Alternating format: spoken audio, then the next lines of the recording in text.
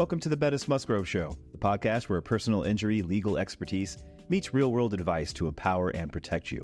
Join us as we delve into the critical aspects of personal injury cases, break down legal jargon into actionable insights, and share essential safety tips to help you navigate life's unexpected moments. And now, here are your hosts, Spencer Bettis and Ben Musgrove. Welcome to episode number 14 of the Bettis Musgrove Show. As always, I'm Ben Musgrove. This is my law partner, Spencer Bettis. We own and operate a boutique law firm here in Cumming, Georgia that specializes in personal injury. We come to you every couple of weeks with this podcast to give you an idea of what personal injury law is, what we do on a day-to-day basis, to try to inform you about those ideas and what's going on there. Then also, here lately, we've started bringing in members of the community to talk to us about their involvement in the community and what it is they do, what it is they offer, whether it's for Cumming, Forsyth County, or the state of Georgia. And today, I'm very excited to be joined by a guest, Mr. Logan Butler. Logan is a local lawyer. He is a father, a husband. What else can I say about you? He's a hunter. I mean, we've got a lot in common, so I'm really excited to talk to him today and get to hear his story and learn a little bit about Logan. So why don't you kick us off? Just give us an idea of who you are, where you came from, how you got here, that kind of thing. Yeah, absolutely. So first, Spencer, Ben, thank you all so much. Love your podcast. Watch it when you post it, and I'm happy and honored to be here to talk with you guys. But yeah, my start's probably not a traditional lawyer start. Yeah. But I like that. I'm originally from Greenville, South Carolina. Okay. Went to a little small school in western North Carolina mountains called Morris Hill College. Got a degree in biology and spent 7 years as a biologist. I walked in the woods, looked at soil, looked at water, did air quality sampling, and decided I just wanted more. And quit my job, went to law school, and thought I would do environmental law and realized that wasn't what I really liked. Right. Got involved in criminal law while I was in law school. Started out as an assistant district attorney prosecuting cases in Barrow County and then here in Forsyth County. Okay. And then in 2008, kind of went out on my own. And then in 2015, started my current firm, Patterson, Butler, with folks I'd known a long time and specialize in criminal defense and probate litigation. And the rest of my firm specializes in family law. And we just love being here in Forsyth County. It's a great community to live in and to work in. That's also very similar. I got a biology degree in college as well and thought I wanted to be a doctor. That didn't pan out. Was it organic chemistry? Organic chemistry didn't help, certainly. Right. Neither did the physics or molecular biology or any of the rest of it. But it might have been just the hanging out on the back porch of the house too much. There. I thought, I've got this biology degree. I got a master's in biomedical science. I'll defend doctors when I get out of law school. And then that didn't pan out either. So here we are on the plaintiff side. And now you're on the opposite end. Right, exactly. But that's cool. So how did you end up in Georgia from South Carolina and North Carolina? So ended up going to law school at Georgia State College of Law. So that's what got me into Georgia. I do have family here, some aunts, uncles, and cousins. So I knew about Georgia and had visited here. And then, I graduated law school in 2005, and my wife and I were looking for a place to live and came to Cumming and thought it was a great county and a great community and settled here and been here ever since. All right, so you beat me here by 5 years. Spencer obviously been here for 250 years, but at least. And we were talking about that with our last guest. Everybody we've had on here is long time, multiple generations of Forsyth County relatives. I'm not, obviously. And so it's good to have another person who's a transplant. It's a great place to transplant. It is. It's an awesome place to live. We'll take you guys. Yeah, we appreciate it. Well, tell us about Patterson Butler. So you said you do criminal law. A lot of folks do family law. What else do you guys have going on? We have an attorney that does some bankruptcy, but those are our two primary areas, in addition to the probate work I do for like guardianships and conservatorships. Yep. But the bulk of my work now is criminal defense. It's pretty much anything from a speeding ticket to some of the worst crimes that can happen. Forsyth County is very safe. We're fortunate that we live in a safe county. But crime happens everywhere. Sure. And, a lot of times these folks get accused of things and they need someone on their side. Right. When it's the state versus them, they need a fair shot. Yep. And we're there to defend them and fight for them and make sure they're protected as possible during that process. I get asked that question all the time. How could somebody defend so-and-so? And so I'm sure you do too. Yeah. And it's like, look, we've got certain rights and these lawyers make sure those rights are protected. And it's not that you're going in there trying to get them off necessarily. You just want to make sure they're protected. That's right. Yeah. And that's our society's based on those laws and those rights, and they need to be upheld. And Yeah. And someone has to stand up for the folks that aren't able to stand up for themselves. That's victims when the state's prosecuting and defendants when we're defending them. Everyone deserves a fair day in court. Yep. How long were you a prosecutor in Forsyth County? 1 year. 1 year. Okay. Yep. Excellent. So you got to know all those guys over there pretty good. Pretty well, yeah. Awesome. We'll talk about that. What you got, Spence? Well, I will give you a shameless plug here. I will say Logan is one of the best attorneys in town. Personally in probate court, really, really great. Well, thank you. Yeah. Huge compliment. Yeah. So I'll ask this. So with your practice, do you ever find yourself in kind of a difficult quandary with representing, criminal clients? How do you manage that? It does happen. There's been a few cases that folks have come to me and I've just declined the representation. Yeah. Because the facts or something about the case, I knew I wasn't going to be the best lawyer for that. Right. And then as any case, and then you guys probably see it too in your personal injury, you've got a victim, and it's emotional for them. My folks are potentially looking at prison time, loss of a career, loss of a family, and it's emotional. So having to kind of, be strong for them, but also you have to explain everything, because if you don't communicate well, you're going to lose that trust, and you have to build that trust, and you have to, do what you say you're going to do and fight for these folks. And sometimes there's differences of opinion. Sometimes I give folks advice and they don't listen and things get worse. It happened to your kid. Yeah. So you have those quandaries. Yeah. You sure do. When there's a lot at stake like that, do you feel quite a lot of pressure?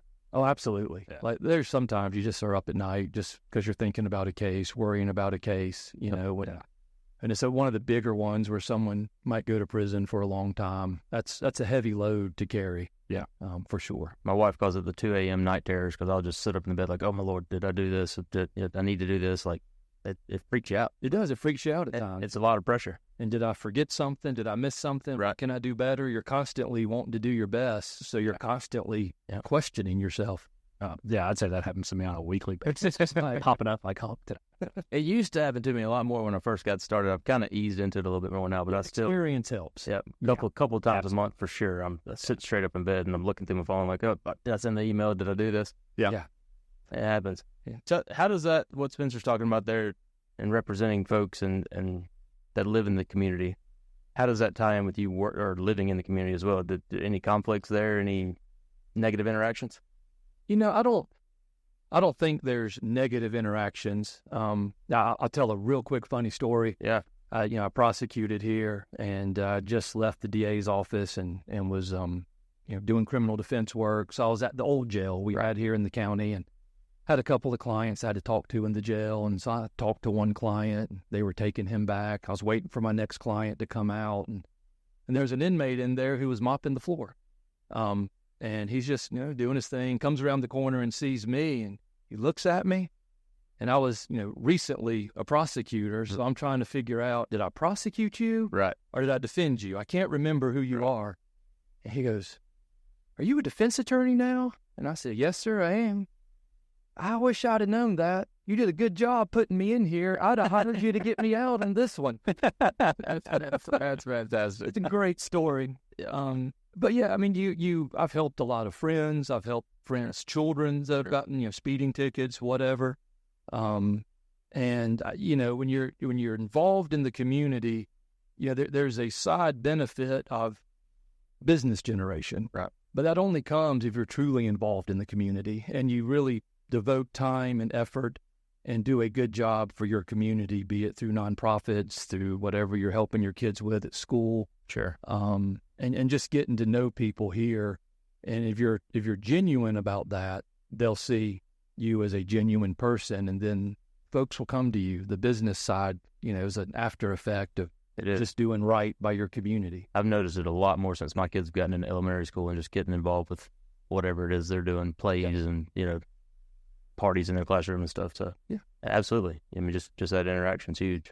And it's important for your family to be there for them. Sure. Yeah. Sure. Sometimes I feel like I'm maybe there too much, but I doubt that. I doubt it. I was supposed to play in a golf tournament this Friday, and my kids are carving pumpkins in their class, and so I'm giving up the golf tournament to go carve pumpkins. But I think we've all been there. Yep. So what do you like best about criminal law? I really think it's kind of the law behind it. Like you start getting into the constitutional issues and did law enforcement do their job right? And is there an issue with how they did something? Were my clients' rights maintained? Were they violated? What can we say? I like just that body of law. I find it interesting. But really the biggest thing I like about it is my goal is to help these people and to take care of them. And generally we get people in a better spot than where they started. Right. And I want someone to be in a better spot. Yeah. Most of my clients are folks who made a bad decision. They're not evil criminals out on some crime spree. That's rare. They're normal folks who maybe had one too many beers at dinner. Right. Or got in an argument because they were about to get divorced. Things that happen all the time, and someone just made a bad choice that landed them in jail. Sure. That choice shouldn't ruin their life, ruin their career, hang with them forever. So being able to help someone in that scenario really is my favorite part. No, mine too, with the personal injury component. I mean, kind of like you said earlier too, it's the state against your clients. And in our cases, it's these massive insurance companies against our clients, and it's almost David and Goliath, so to speak. Somebody's got to step in there and take on the giant. So that's right. I enjoy it. That's my favorite part. Yeah. Do you have types of cases from a technical perspective you really like to take on? I do enjoy DUI cases. They're very technical now. The law's evolving to defendants' benefits now. There's some changes in the law that help with that. So that's highly technical. I really enjoy analyzing those.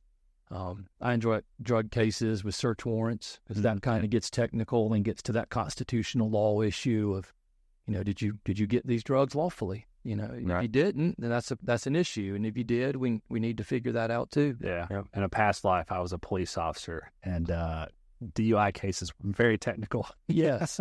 On our end too. The best part about DUI case is watching the dash cam footage.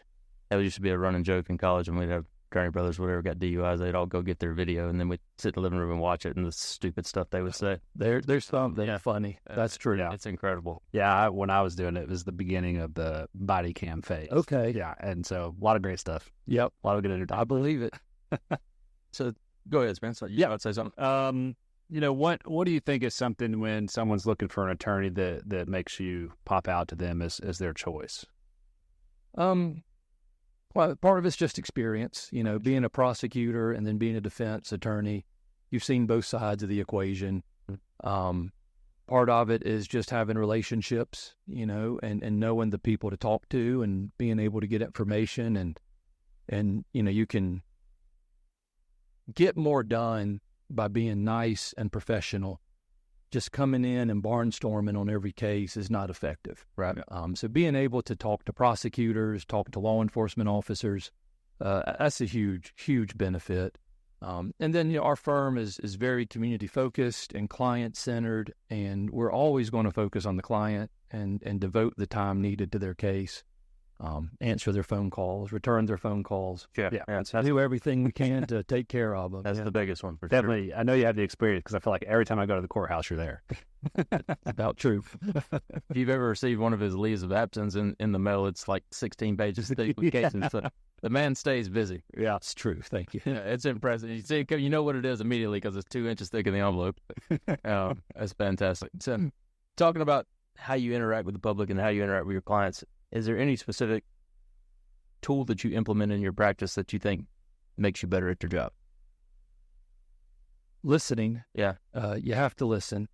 A lot of lawyers like to know the answers, and ultimately we need to figure out answers, but you can only get to those answers by listening. Yep.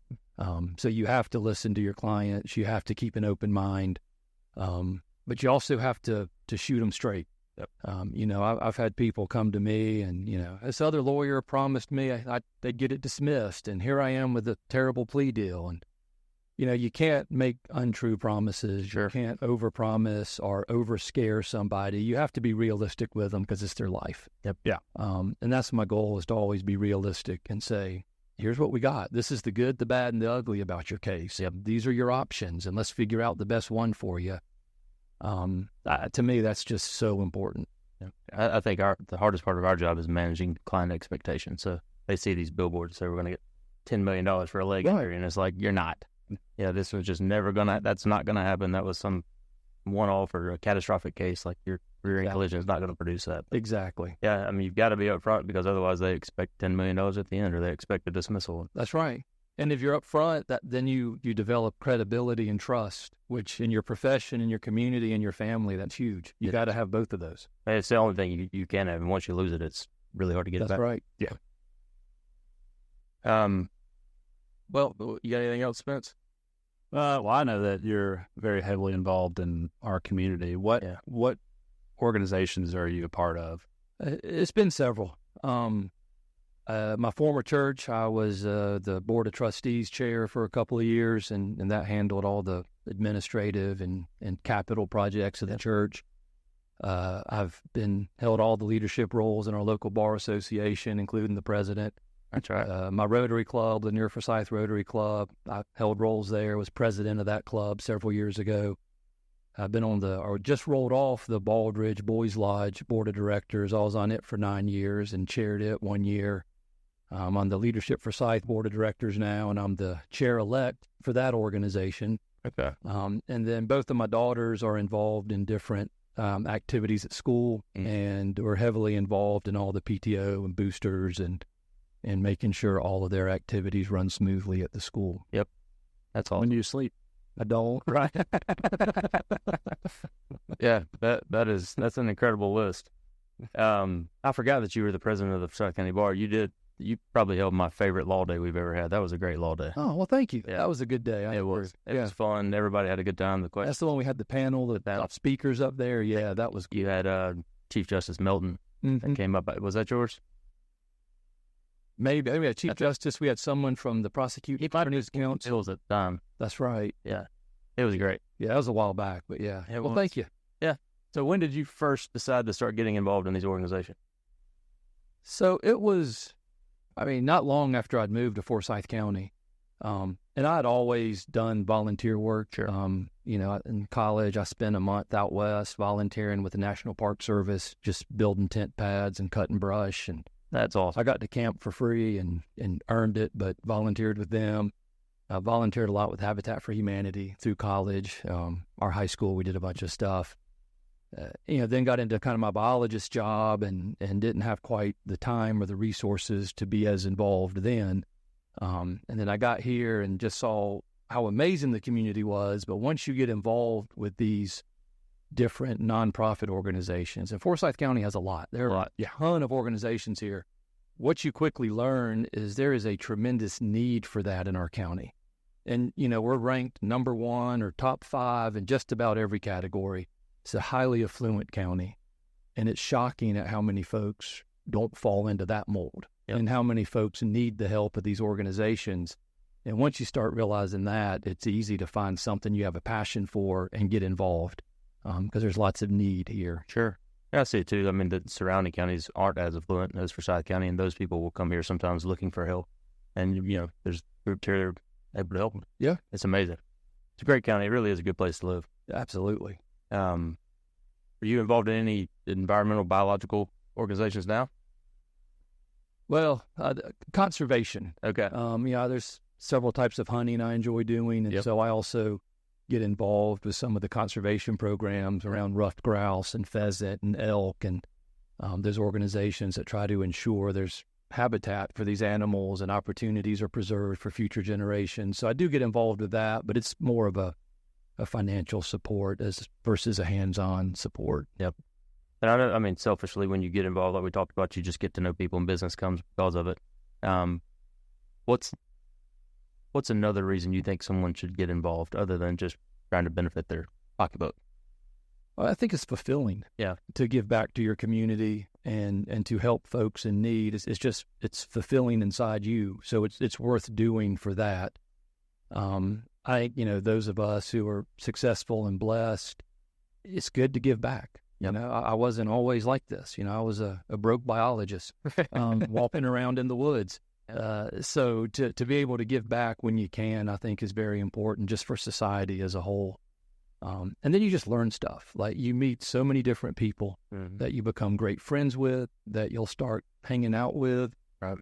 That you'll get different connections, maybe not business for you, but something you or a friend needs done. You've now made a personal connection, There's so many good reasons to do that. 100%. But I love networking. I probably spend more time doing that than I do just about anything else, and it's fun. And I don't do it just to make money. I do it because I genuinely enjoy meeting people and just making those connections so that I can refer somebody to you. Right. If they get a DUI, or I can send them to Kevin Talent if they've got a land use issue or whatever. Yeah, we send stuff to you guys, and it started because I know several years ago you just called me out of the blue and said, "Hey, let's go have lunch." Right. And we went and had lunch, and we've had lunch off and on, and realized we had a lot in common. And we could spend a whole podcast talking about elk hunting and we could upland bird hunting stuff. and we might do that here just about to see where it goes. Still a possibility. Yeah. Well, I missed something I want to circle back to. You do a lot of probate work. I do. Right? Probate litigation. That's right. What do you enjoy about that line of work? Yeah, I do. I enjoy the guardianships and conservatorships because these are people who have diminished capacity usually, and they need help, and families need help getting through that process. How can I take care of my mom or dad, or my disabled child is now 18 and their doctor won't talk to me? What do I do? Helping them navigate that so they can take care of their family is a big deal. And sometimes family is maybe trying too hard to help, and the person doesn't need that guardianship. Right. Yeah. And being able to stand up for that person as well and say, wait a second, it's not time. You have good intentions, but you're a little too early. Yeah. And then, helping folks with just kind of basic estate planning, just giving them the peace of mind that their family's taken care of, their kids, if they have young kids, things are squared away just in case something were to happen. I enjoy that. Yeah. You're still kind of preserving rights in a sense. In a way you Practice. are. In a way you are. That's right. Yeah, guardianship conservator stuff. I don't guess fun's maybe not the best way to say it, but it can be pretty fun. It can be. Yeah, you're in there a lot. Yeah. I've never done it, but the way I look at it is it kind of in that area, everybody seems to walk away sort of a winner. You've helped Sometimes. everybody. Yeah, some people get the feeling served, especially in estate planning. Like you said, you've kind of put things at ease. They know where everything's going to go. The kids may not be happy with the result, but the client gets the clients. Yeah, see, they're satisfied. Taken care That's of. right. Yeah. So that's huge. So, criminal defense attorney, used to be a prosecutor, also working in the probate area. You've dealt with a lot of government and a lot of government lawyers. I have. Don't want to throw any shade towards government lawyers, but how do you feel about lawyers in general getting involved, whether it's in politics, nonprofits, that type of thing? Is it an area that lawyers should focus on more? You take that and run with it wherever you want to. Yeah, well, I definitely think nonprofits. You got to give back to these organizations. You got to support your community.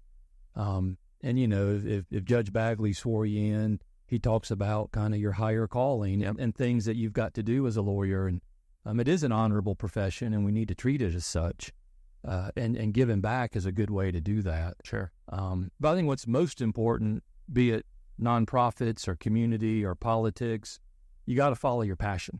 Because if it's not your passion, if you're doing it for a reason that is not passionate to you, I don't think you're going to be successful or genuine. Yep. And that's going to show to other people. So I think it's important because if all we did was our job, we'd go crazy. Yeah. Because it's high stress. We have bad facts. Y'all are dealing with folks who have, maybe had very serious injuries or lost a loved one. Yeah. We're dealing with folks who are getting divorced or about to go to prison.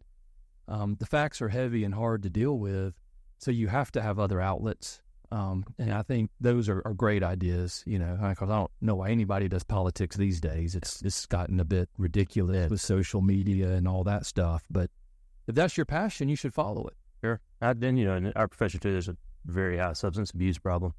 And I think if you don't find an outlet like that that's healthy, where you can go get away from what we do, because like I said, we find people at their absolute worst when they come get us, whether they've been hurt or they've been arrested, whatever the case may be. So that stress, again, starts to build up if you don't find an outlet. Yeah. It'll crush you. Yeah, that's why I like going out in the woods. I get away from it. Or if I'm riding my motorcycle, you have to just focus on not dying. So you don't think about work because you're busy riding your motorcycle. Yep. So things like that help. I literally got in the deer stand last Saturday for the first time this year, and I was sitting there it's amazing watching the world come to life and just say a quick prayer, and thanks for letting me do this. You know what I mean? This is amazing. It's a blessing. Yeah, it is. Just to kind of, I don't know, reset, go into the next week, refreshed. It's all. I love it. I never shoot anything. I just sit out there and look at squirrels. That's part of hunting. Right. Right. That's good stuff.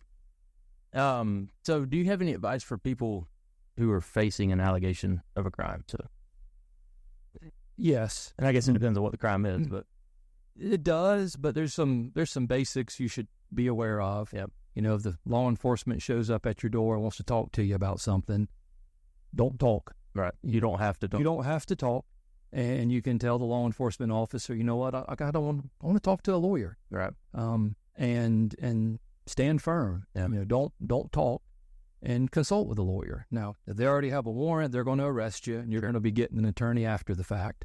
You still don't talk about the case. You know, if they haven't gotten a warrant and you have time to come talk to a lawyer, then let's figure it out. Yep. There have been occasions people have come to me, you know, pre-arrest, and we've kept them from getting arrested altogether because we figured out what the issue was, and we knew we needed to talk to law enforcement and explain it. Other times, talking's not going to help. They've already made their mind up, Right. and it's better to remain silent. That's a right you have, and you shouldn't be afraid to use it. Other things, just be polite. Yeah. You know, when you're interacting with law enforcement or anyone like that, just be polite. Give them your name, give them your phone number. But then you really don't have to give them other information. Right. And sometimes they'll try to, you know, I see it a lot on DUI cases, you know, can I see if you're safe to drive? No, I'm good. You don't need to check. Right. Well, why don't you want to prove it? They're trying to egg you into to giving evidence, and it's okay to say no. Like the field sobriety test. Like, I'd say no to them. So outside of getting asked how somebody could defend somebody committed with a crime, the most popular question I get is, what should I do if I've had a couple of drinks after dinner and I get pulled over? You comfortable offering advice there? Sure. I get that a lot. Yeah. And the first advice is if you're worried or concerned, don't drive. Don't drive. I mean, that's the simple and the best answer, right? If you've had a couple of drinks and you're like, I might be tipsy, I might not be, with Uber and Lyft and friends and all the resources we have today, it's safer and, trust me, much cheaper to get an Uber than to have to come see me.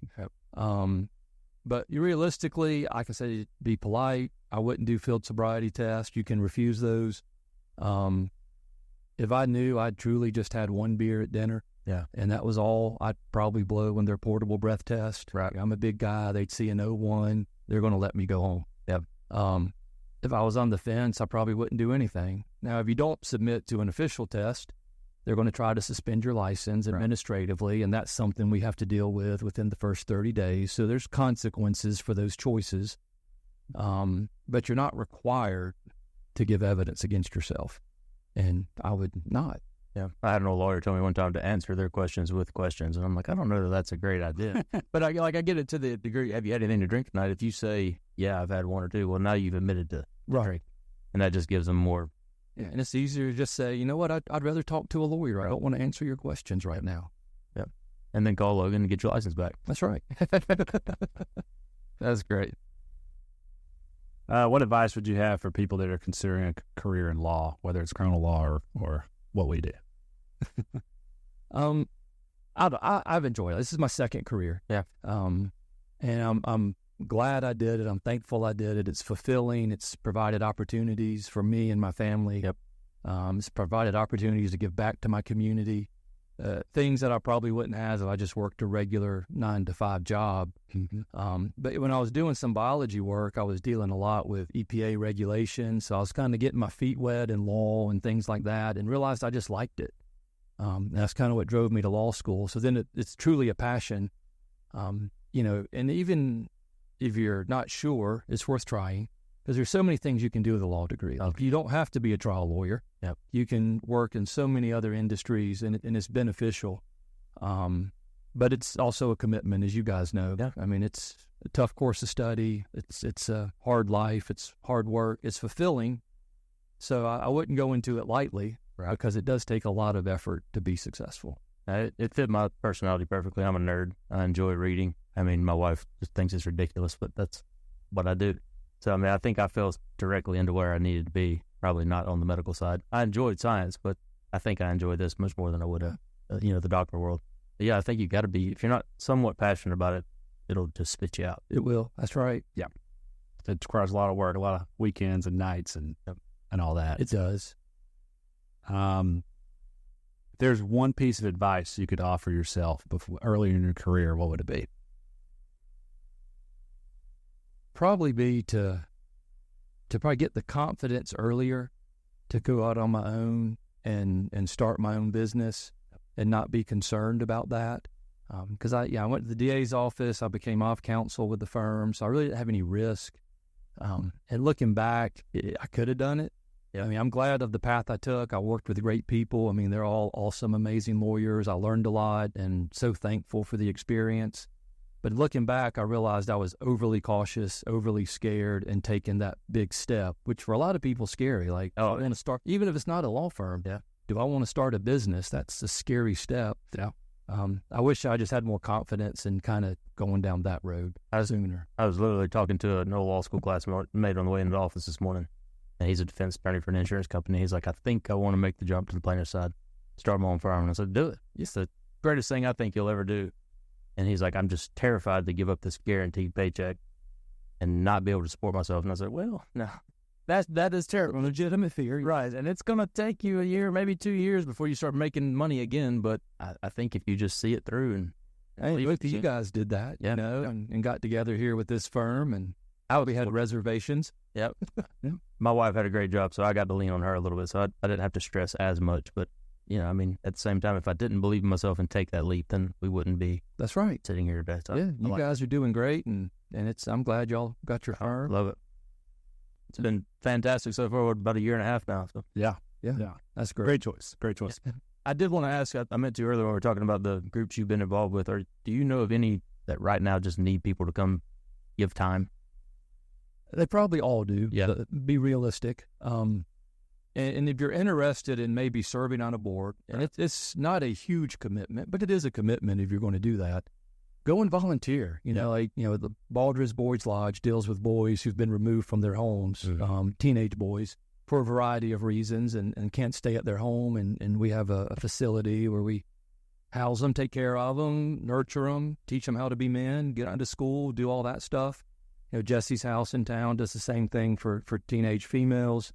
There's several, you know, food banks and Mentor Me, and I think if you have that itch, just reach out to that organization and say, hey, what can I do to volunteer? Right. And they might say, hey, show up and help with this or help with that, and then you can see if it is your passion. Yep. And if so, don't be afraid to get involved. Like serving on these boards and guiding these organizations and helping with their strategic planning, you leave knowing you made a difference. Right. Because you steered the course of that organization for the better.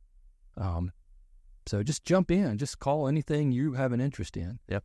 Like I used to, I still do, like to do construction stuff, which is why I did a lot of Habitat for Humanity volunteer work in college, because I like to go swing a hammer and build something. Yeah. So why not go help someone get a house? That's it. Burn off a little extra testosterone. Yeah, that's right. And I think I'm in class right now for leadership per side. That's right. I think your service on the board there I would say for any business individual, really anybody that just wants to get involved, that's a good way to kind of open your eyes to what's here in our community and how to get involved. Tremendous way, because Leadership for Scythe gives you a broad picture of what's going on in our community with the different governments, organizations, nonprofits. Mm-hmm. In addition, you get leadership lessons that you can use no matter what your role is. Right. Be the owner or CEO of a business, or a W-2 person who just wants to manage their team better. Right. You're going to learn something from that, and then that really helps you figure out where you want to get plugged in better. You're absolutely right, Spencer. That's a great group. Yeah. Well, you want to get into some fun questions now? Yeah. All right. That's our favorite part. Is this where I get nervous? So I changed yours up a little bit. We've got pretty stock questions that we ask everybody. I wasn't sure. I've never seen you wear any kind of college gear or sports gear, so I didn't know if you were a fan of any teams. So go Dogs. Okay. All right. There we go. Dogs. You heard it here. That was acceptable. I took out the sports questions and put in some hunting questions instead. Oh, there you go. We'll lead it off with, I know the answer to this one, but Chevy or Ford? I see you don't know the answer. Oh, a real impossible question. Okay. Because I have my 63 Chevy that's fully restored. Yeah. I drive a Ford Bronco. Yep. Have my Oldsmobile 442 hot rod. Okay. Got a Jeep. So I like all cars. Like Chevy and Ford's just too limiting. I think it's your garage. Well, there's 3 cars in the garage. Okay. 3 cars in the driveway. And 1 up at my Dawsonville office because I didn't have room at the house. Makes the wife and kids park around back so they can get Pretty much, yeah. I figured you would say Ford with the truck and the Bronco. Yeah. But then that 63 is a Chevy I restored. And that's, my great uncle bought that new. I learned to drive on it when I was a little kid. Beautiful. Saved it. That is. So it's got a special place in my heart. Yeah. That's awesome. So I guess if I had to pick, I'd say Chevy, just because of that one truck. I like it. Are you a coffee drinker? Yeah. All right. Do you like chain coffee or local coffee shop? I prefer to go local if I can. I like to support local Do business. you have a favorite? I generally go to Community Cup. That's one of my all-time favorites. So love Jalen over there. She has a good mission. And Coffee's fantastic. Coffee's great, yeah. And they're 100 feet away. Yeah, You close, right across the street. yeah. I go there probably a little too often. All right. Now, this is a new one for us. So what's your favorite shotgun? That's easy. That is a Browning A5. Okay. All-time favorite shotgun. Any particular type of hunting you like to do with it, or just that's your all good? So I use it upland bird hunting, pheasant, quail, chucker, grouse. Yep. I think it's great for It's a good looking gun for sure. It is. I've only shot one maybe twice, but it's good looking. And I like the original, the classics. I like the new one. I like all of them. All right. So talking about bird hunting, what's your favorite type of bird to eat? So my favorite bird to eat is wild grouse, which is Delicious. so incredibly hard to find now, at least down here. Yep. Georgia is the southernmost tip of their habitat, and we have birds in Georgia, but it's really hard to find. Yeah. I used to have more luck finding them in western North Carolina, but yeah, wild grouse is just amazing to just grill it. You like it grilled? Yeah, Okay. like to grill it, keep it simple. Very sweet meat on the grouse. It's good. Really good, yeah. I had a buddy that brought some home from South Dakota, I believe it was. Maybe. I can't remember now, but they were delicious. We got a whole pack full of them. Yeah. It was great. Yeah, I love that. Just hard to find. Yeah. Why don't you take a couple spins? All right. What's the last book you read? So I don't read as much as I used to, just because I do read a lot at work and I'm pretty busy. Yeah. But the first movie I saw as a kid was Star Wars. Okay. My aunt took me to took me to see it, saw the original Star Wars. So I've been a Star Wars geek ever since then.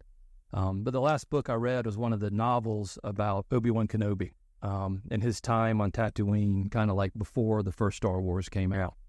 So that was the last book. Of course, that was like 2 years ago, but that was the last book I read. Okay. So there's one place we don't have anything coming. I've never seen the first minute of Star Wars. Oh, hey, you're missing out. Not of that. Yep. 0 Star Wars in my life. Oh, We got to fix that. we should. Yeah. Everybody says that. We can drink bourbon and watch Star Wars. I've made it 40 years without it, and I feel like I've got to just fight it and not watch it. Be that guy. Have you seen Lord of the Rings? Nope. Oh, God. Oh, that's a good one too, yeah. It's I don't know. I'm a nerd. I read. All right. So dinner with any historical figure ever. Who is it, and why? Oh, now that's a tough one. So many people did cool stuff in history. So many. Gosh, I really don't know who that would be. But forcing me to pick one, because I got to answer the question. Of course, there's no outs. Can I make an objection to that question? I think Chris Light said, I don't know. That sounds like Chris. He's like, I don't know. I don't know. I think it would have to be someone who probably did, like maybe a Lewis and Clark type person who did some westward expansion and figured out what our wilderness part of our country was like and just set off with no map. And So when Jeff asked me this question, I said Lewis and Clark or Daniel Boone. did you? Yep. That's pretty cool. Yep. I think it'd be cool to hear their story. That would have been insane. Absolutely. I mean, just walking out into nothing Yeah. and seeing everything at the same time. I mean, that I can't imagine. Yeah, it's scary, right? Yeah. Like, I've gone out to Colorado and gone out elk hunting solo, and you're just walking out into the wilderness. You're not following trails. You have your compass and your map, and just go. I mean, you walk through Dawson WMA at nighttime. I mean, you hear some weird noises. That's true. I can't imagine without the spotlights and everything else back at. That's wild. As long as there are no banjos. Yeah, that helps. Yeah. Go ahead. All right. Last meal you could ever eat, what would it be?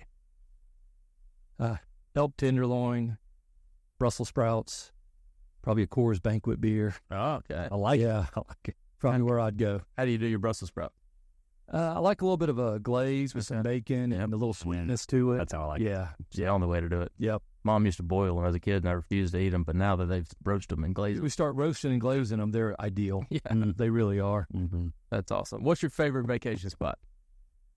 So, there was this past summer, me and the family did London and Scotland. Okay. And my name Logan is from a Logan clan. My ancestor that I've traced back came from Scotland to Charleston, South Carolina in 1692. And And so my name's Edward Logan Butler the fourth. So it's been a family name for years. But going to see Scotland was just amazing. I know, Spencer, you've been over there. Like, the scenery is absolutely beautiful. The food is amazing. The people are nice. Yeah. So that's been my favorite one. That's by far. We haven't had Scotland yet, so that's neat. I'd go back anytime. I'd love to go over there and play golf. Yeah. That'd be great. I also want to go backpacking, like just show up and spend 2 weeks walking in the woods. Yeah. We did a lot of hiking. That's also amazing. Yeah, it's awesome. So what do you like to do at the end of a stressful day? Talk about getting all this pressure off. How do you get rid of it? Part of it is being present for my family, right? Like that's some of the stuff we talk about in leadership. You have to be present. And my kids are great. My wife is awesome. They're involved in activities, and it's going to support them, be present for them. And then the other thing, we learned this leadership too, is you have to choose your attitude, right? Like, I can't control other people. I can control me. Right.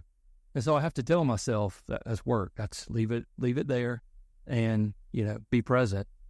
Hobby wise, I rebuild and work on cars. So sometimes I'll just go out in the garage and start tinkering on something, fixing this, replacing that. Shoot my bow in the backyard just for target practice. Play with my dog. Got a bird dog. I was going to ask, we'll still have the dog. Okay. Yeah, we'll go and work on bird stuff, and then just throw the tennis ball. Sit down, have a bourbon or a scotch just to relax. That's kind of fun on occasion. Like it. Or riding the motorcycle. But it's something that you have a passion for, so you can forget this stuff and focus on that stuff. And something completely different too. Completely different, yeah. I forgot to ask when I did the shotgun thing. What kind of bow do you shoot? So I have a Matthews Atlas. Okay. It's designed for really tall people because I have an incredibly long draw. Well, what is your draw? Do you know? 32. 32? Yeah. I think I'm 29 in the loop, so. Yeah. Okay. Yeah. 32, that's long. That's long, yeah. This bow will go to 34, which I don't need. Yeah. But most bows stop at like 30 inches, so it's hard to find one. But yeah, I got Matthews Atlas a couple years ago. Love it. Great bow. I agree. I'm a Matthews guy myself. Oh, there you go. I feel like you guys are speaking a different language. Yeah. Man. Get you into art. Yeah, I know, right? You talk about something to take your mind off of everything. Shooting a bow, I mean, you've got to be focused or you're going to make mistakes. So I enjoy shooting a bow. Oh, it's so much with form and muscle memory and focus and breathing and staying level, the whole nine. And when you're off, you kind of analyze your shot and say, well, was my grip different? Like, what did I do different, and how do I fix that? Even if I can just get 5 or 10 shots in, I'll do it in the evening. That's why I just shoot off my deck in the backyard. I got a 3D elk and a block, and I just shoot. I'm going to join you on this elk hunt one day. You should. We'd have a blast. All right, let's a couple more. Do you have a favorite quote or mantra that you live by? So yeah, it's just two. Okay. And it kind of started with my dad, and when things would happen and you kind of get out of sorts, my dad would always just say, "Hey, life's too short." Like, meaning, don't get caught up in that mess. Life is great. Life's too short. And he still says that. It kind of folds into a Jimmy Buffett quote. I'm a huge parrot head. Okay. Seen Jimmy Buffett live like a dozen times. But Jimmy said, it takes just as much time to see the good in life as it does to see the bad. Yeah. And that gets you back to choosing your attitude, being present. It really doesn't take any time difference. Right. So let's all be positive and not get caught up in the bad stuff. Yeah. Probably less energy to be happy than it is to be mad. So. I think so. Yeah. Well, that brings up a question for me. What is your favorite Jimmy Buffett song? Oh, Cowboy in the Jungle. Okay. Mine's Migration. Oh, very good. Nobody ever knows about that. I don't Nobody knows. Awesome. Yeah. A lot don't know about Cowboy. Yeah. I think Migration's more rare than Cowboy in the Jungle. Yeah. Outside of Cheeseburger in Paradise, I'm out. That's all I got. Everybody knows that. Yeah, exactly. I was sad to see him die though. He was cool. Yeah. Yes, I was in Colorado last year. Yeah. And I'd been walking in, and I was sitting at the top of a draw just looking for elk, hanging out, and figured I'd check in with Jill. So I pull out my phone, just say, "Hey, I'm good." And texts were popping up. Jimmy Buffett died last night. And I was like, "Oh, man." Yep. Yeah, that one hurt. Yeah. But it's a good place to hear it. Well, we'll close it out with this. What's your favorite podcast? This one? Well, come on. This is awesome. Now you're number 2 that said that. That's been and Meat Eater. Yeah. Meat Eater. Yeah. I do love Meat Eater. Yeah. And this is awesome. You guys are doing a great job. What's so spinoff from Meat Eater, Clay Newcomb. Oh, Clay Newcomb's Bear Grease. Bear Grease. Yeah, that one's also good. Yeah, it's fantastic. I like it. Those guys they're funny. Yeah. Well, tell people where they can find you, Patterson Moore Butler. Yeah, absolutely. Yeah, Patterson Moore Butler. You'll never forget us because we've shortened the name to Pat Moore Butt. Yep. And we have beer koozies that say, if you Pat Moore Butt, you'll need Pat Moore Butt. Works in divorces, works in criminal cases. But we're here in town on Kelly Mill Road. If you Google Patterson Moore Butler, you'll find us. Okay. Also have an office in Dawsonville. Yep. And we're here to help you wherever you need. You guys on social media? We are. Instagram. It is Pat Moore Butt on Instagram. Pat Moore Butt. And then Patterson Moore Butler on, I think, Facebook and web page and all the usual stuff. Excellent. Well, y'all go give him a look. Give Logan a call if you need any criminal help. As always, you can find us at bettismusgrove.com, Instagram, Facebook, TikTok, at Bettis Musgrove, and then the podcast wherever you listen to your podcast. Until next time, everybody, stay safe, stay healthy. God bless.